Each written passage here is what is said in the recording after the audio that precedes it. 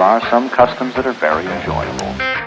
Let's not get all riled up about this. An occasional drink never hurt anyone. Come on, fill up. A drink in the evening is just about the best thing I know of. So with that being said, Cheers, brother. Hey, bro, how you doing? Hello, buddy. How are you? Good. Really good day of it. The weather's been amazing today. We had like really bright sunshine this morning and hailstones. Like, Wow. That's a massive exaggeration. No, we'll go with that. Yeah, like golf balls going down. It was wild, and then we had thunder, lightning. Oh, so it started off sunny, and then if it makes you feel any better, I've just had drizzling outside of my window all day long, and I went for a nice long walk where it kind of dried off, but it was just like enough rain to coat you, but not enough to really feel like it's raining. So it's like the perfect scenario just before coming in and drinking a beer. Not going to say the word damn. No. Don't say that. It was more of a. I'm not going to use the word moist either. I think we should avoid. Yeah, we're moving swiftly along. Move on. Yeah, exactly. Good. So you ready for a beer? Absolutely ready for a beer, and a cracking one we have as well today. Oh, what have we got, buddy? So Ascot Brewing, who we know quite well, more traditional sort of brews. They've started a subsidiary company called Disruption Is, IS in capital letters. And I actually managed to get in there and have a chat with the guys there as well. Big shouts to Connor and Chris there. And they're quite a new brewery. In fact, started sort of soft launch July 19, and then kind of had a hard open December 19 in their new building.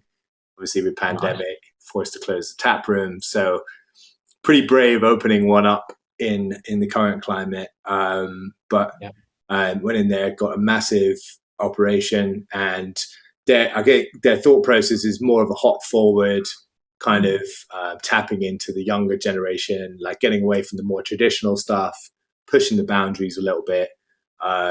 They've got a pale ale, which is their kind of flagship beer, Chaos More Chaos, which is actually just won the award. It won the beer of the festival at the Slough Windsor Maidenhead Festival. Doing really exciting things, and I think they're going to continue to do amazing things going forward. So the beer we have today, brewed by a gentleman called John over there. It's called Double Down, 8% DIPA. To be honest, I don't really know too much about this one. So I'm very excited to get stuck in. I haven't even looked on Untapped or anything like that. I don't know if you've had a chance. Yeah. So let's should we crack it first and then have a little? Let's have a crack and let's have a crack. I'll just go over to the old handy beer can and get that cracked open. I'm thirsty, buddy. I didn't actually know that there was an offshoot, so that's really quite exciting. I like Ascot. I know that they're sort of old school, but I like that anyway. You know, they brew really good traditional beer. You know, that should be said from the get-go. You know exactly what you're getting. Don't you? You do know exactly what you're getting. So that's cool. So what did you have whilst you were there? So I got Chaos More Chaos. That was their flagship beer. So it's a pale ale.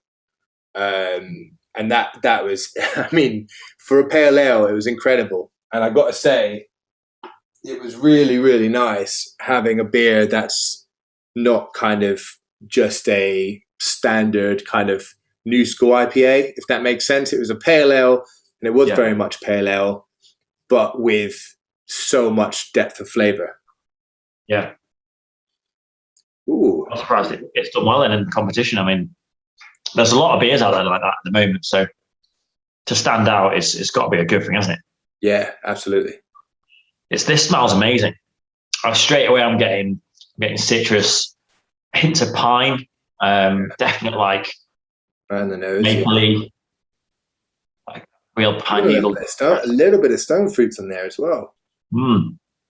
So our old favourite, Untapped. 5 hops used in this one, going all in. It says thick and juicy waves of dank mango, pineapple, and citrus, and tropical fruits, followed by sweet coconut and blueberry hints. Wow. And not wanting to influence any scores at all, but it's current on Untapped, 106 check-ins, so hardly any check-ins at all. Obviously not really been out there much, but 106 check-ins, and our average is a 4. Wow. 4 on the money, 4.002. Cheers, brother. Cheers, brother. It smells delightful.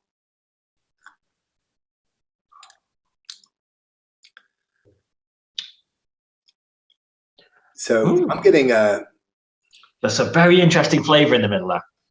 Yeah, I'm almost getting I'm getting the fruit mixes in nicely with the it's almost like a resinous, piney vibe with the tropical fruits. Maybe that's a bit of the blueberry coming through as well. Yeah, definitely very fruity, isn't it? A lot of stone fruits in there, apricot. Loads of stone fruit. Peaches maybe to a certain extent, but not sweet at all. I sort of expected maybe a slight sweetness to it. No, it's not. It's not overly sweet, which is nice. Very interesting. Almost a bit floral. Are you getting any of the floral? Yeah. Yeah, it's an interesting one. It's a very interesting one. Yeah. Good. I'm a big fan. I've got to say, when you get an 8%er like this, that's balanced like this. Do you think it's balanced? Yeah. I mean, you're getting a little hint of booze. I'm getting a hint of booze in there, obviously. But I pretty much say this on every episode. But I said, if you asked me how strong this was, I'd definitely not say 8%. Which just means I'm a real cheap date. Just buy me a strong gravity beer, and I'll never know. Yeah. You're just let's have another one of these 4%. For me, this one does taste really, really boozy. Straight out the gate. It's not even like the mid and the finish. It's like straight out of the gate. That real kind of thick alcohol. Where the dogs just decided to pipe up. Of course. The dog. Well, you said alcohol. Absolutely flat out all day. Yeah. Well, you said it's really boozy, and the dog wants to know now. You know. Absolutely. For such a small dog, he's got a bit of a drinking problem, I think. Yeah. Yeah. Exactly.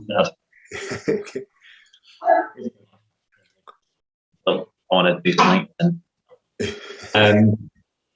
But yeah, it's good. It's good, but I definitely taste the gravity in it.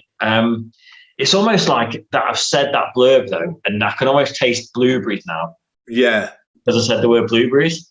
Yeah. No, I know what you mean. It's as soon as you say a profile, sometimes it does. It twigs that, because you're tasting something, but you're not really sure what it is, But I think I'm not getting a huge booze in it. I know what you're saying. It's definitely got something that punches through, but I'm getting more of a resin than an alcohol. But I guess it's on that same line for sure. In bird-wise, I'm thinking some Are we sort on of to the birds and the beers now? Birds and the beers. Birds and the beers. Birds and the beers. I'm along the lines of some sort of eagle, but I don't know whether it's like a big eagle, like a bald or a golden eagle.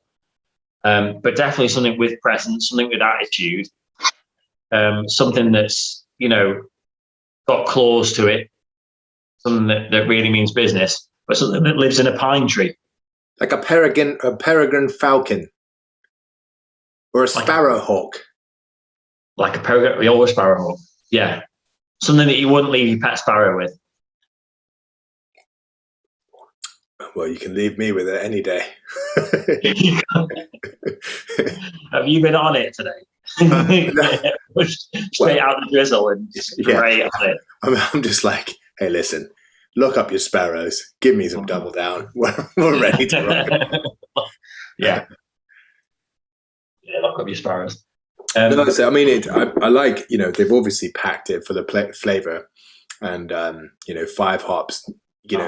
They weren't trying to be delicate on this one, and I respect that in a huge way. I think it's a lot. A lot of breweries at the moment are coming out with these incredibly smooth, like tippers, which are like the classic Citra Mosaic, really well balanced, super smooth, barely taste the alcohol. Don't get me wrong, I absolutely love that. However, I feel like when somebody does something that's not that, it stands out a little bit more. And I think that there was a bit more, potentially a bit more experimentation on this one. Now I can say I think we're going to get a clip in from John. So over to you, John. And now a word from the brewer. Hi guys, I'm John, the head brewer at Disruptionist Brewing. Thanks very much for reviewing our Double Down. It's our new double IPA. It's got some fantastic hops in there, including Chinook, Mosaic, Azaka, Brew One, and the Sabro.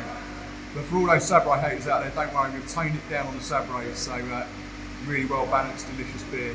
Hope you enjoy it. Thanks very much. Cheers. Now back to the show. Thanks, John.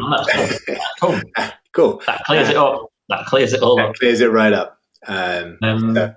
Yeah, it's. I definitely, I go along with that. It is. It's totally unique. In a world at the moment which is absolutely dominated with, like you say, with dippers and with big 8% beers. If this is like in a lineup, you've got to pick it out. Yeah. My question to me is that a really good thing, or it's got such big attitude. It's got such a lot of attitude to it. It's so it's so in your face. This one. It's gonna take me to the bottom of the glass, I think, to see where it sort of levels out. Yeah, I mean, even just I'm sort of I've kind of refilled this glass a little bit, so I've kind of probably had half a glass now, and I'm definitely getting more of the complexities as I work my way through. And what I would say out of the gate is like anybody who likes their 8% dippers, and seek this one out. Oh, it's worth. Yeah, this is worth getting all day long. Yeah, it's totally different. It's unique. It's interesting. I can imagine that some people give this like a 5. Absolutely. Definitely imagine that. I'd also imagine some people probably just like was a 3, which is probably why it would balance out when I say that format. You've got some people who absolutely love it. Not going to say Marmite. Some people absolutely love it. Some people absolutely hate it. Not going to use the word Marmite. Some people who really like it. Some people who really don't like it. And you'll meet in the middle. But for those people who really, really love it, then I can definitely get on board with why. Well, I think it's funny because with the kind of how do I say it, like a new generation of beer drinker, I'd say. I've heard even my friends saying, I don't like this beer, it's a bit too bitter. When it's like a tipper or a dipper packed full of hops. And obviously beer is a bitter by nature thing. Whereas I'll try it and I'll go, no, that's a brilliant beer. So I think with a beer that's not kind of completely kind of got that sweet bitter balance in the middle, there are some people that would just naturally go, not really for me. However, I know what you're like. You tend to like your beers more on the bitter side. And for me, like, even though this is 8% and you can taste the 8%, I sort of almost feel like, I don't want to say sessionable, but this is definitely something where I feel that I could. Wow. Yeah, no, I'm not going to say sessionable. Don't you worry about that. However, what I will say is I could quite happily have a pint of this, probably drink it faster than I should, and actually enjoy it the full way through.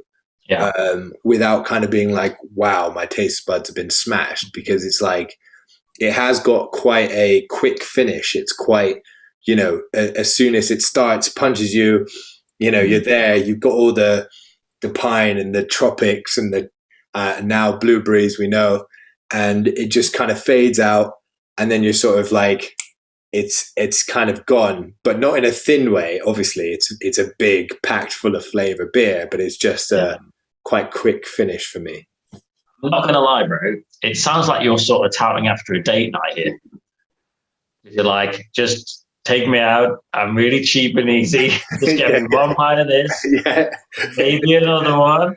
And then, there are any ladies out there. I'll drink Also available on Tinder. Great. Hey, get me a pint of this, and I'm yours. I'll drink it far too quickly. Ask for another one. And I'm all yours. Absolutely. Not a bad shout. Yeah, I go along with that. I think for me, it's just much deeper than that. Yeah, I get a lot of bitterness. I get all of the gravity of it. I get the full weight of that alcohol. I get the full booze. And for a beer that's 8%, I'd say that's probably right at my sort of limit of where I want to have that full gravity. When you get to these 8 plus, so 9, 10, 11, 12, recently we had that 12%, and it was literally like, just balance was incredible. It literally tasted like a 5-6%. And with the 12%, it's dangerous, obviously, but that's sort of where you want that sweetness, that balance to really kick in, to counteract that huge gravity of beer that you've got. Whereas with this, I like that it tastes boozy. I quite like that it tastes full. I quite like that it tastes a bit dangerous. I quite like that it's got claws to it and a beak and a real, sparrow threatening approach to it.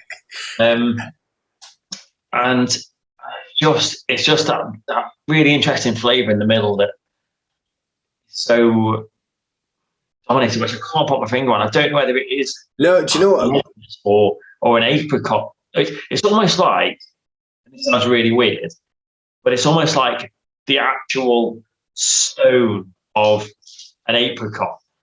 In that it's sort of dry and like apricotty.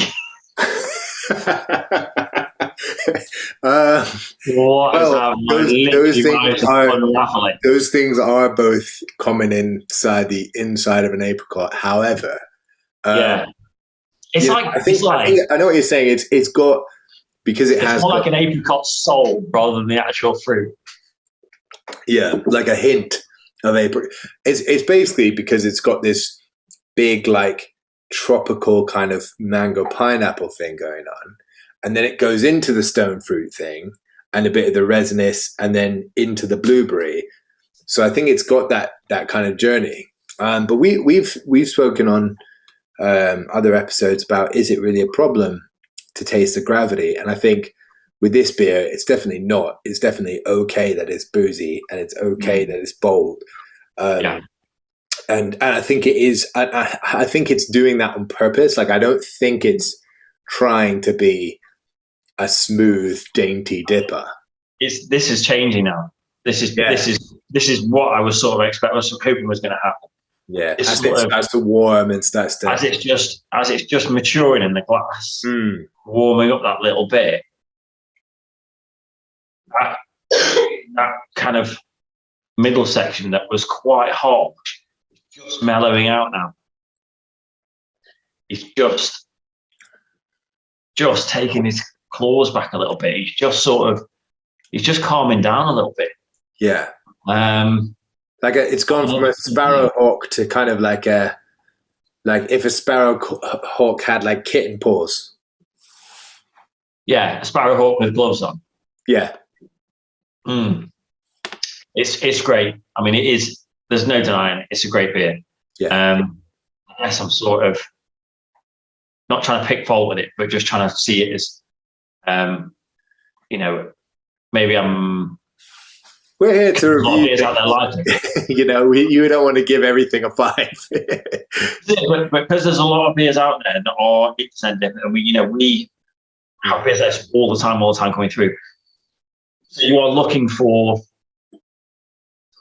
not run of the mill, or looking for why it's better than everything else that we're trying at the moment. That's in this sort of category, and it is absolutely great. And yeah, I think I know what. Yeah, the apricot is really coming through in mine now, and I'd say anyone who and look, we recommend you guys definitely get yourself a can of this and drink along with us. And then serve it at 2 degrees Celsius would be my recommendation. I think 2 is probably a bit cold. 0 degrees. 3 degrees. I'm going the other way. I'd go more sort of 7 or 8. Oh, sorry. Yeah, I was being an idiot. I realized my fridge is at 5, and so I started subtracting numbers, but I meant to put them on. So yeah, about 8% Celsius is 8%. 10 degrees. Oh my! 8. Oh, how many of these have you had? You can really taste the gravity. Literally been session. Yeah.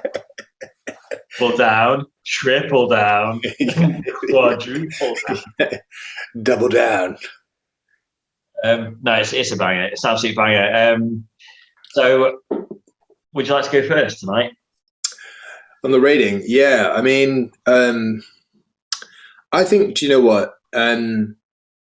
Because it isn't a run-of-the-mill dipper, and because I suppose for me, I quite like the fact it is bold. It is kind of showing us its nuts. It's got the big cojones, and it's like, here I am. But yet there's a lot packed into it. And there's so many profiles going on. For me, I'm going to have to give it a 4.25. I thought you'd have gone a bit higher. I honestly, genuinely thought you were going to go a bit higher there. Well, I mean, I felt like this is more because, you know, I'm not going to say anything to influence your score, but what are you thinking? I thought that you would go higher, to be honest. I was thinking it's more your kind of thing than my kind of thing. So I thought you were going to go a bit above that. I'm going to give this one a 4.0. Yeah, it's a great beer. There's lots of it that I absolutely love. I wouldn't say that it's like, I don't think it's blown me away enough to be. It's very, very good. It is very good. It's tough. It's tough because it's worth more than a 4, but it's just not quite a 25 for me. Yeah, you're at like it's right. It's right between the two. It's right between the two. But as everybody knows, Untapped ratings go up in increments of 0.25. That is the way it is. There's no point in arguing. There's no point in crying over it. Yeah, so for me, I'd love to go 4.33. You know, like that would be my. Yeah, you're on the top side of a 4.25. Yeah. And I think you're probably and between the two of us, you know, average wise, we're probably above the average of Untapped. But I think as more people check this one in, as more people try this beer, I think it'll do very well. I genuinely think you're going to have some people who really, really love this, and some people who really don't like it.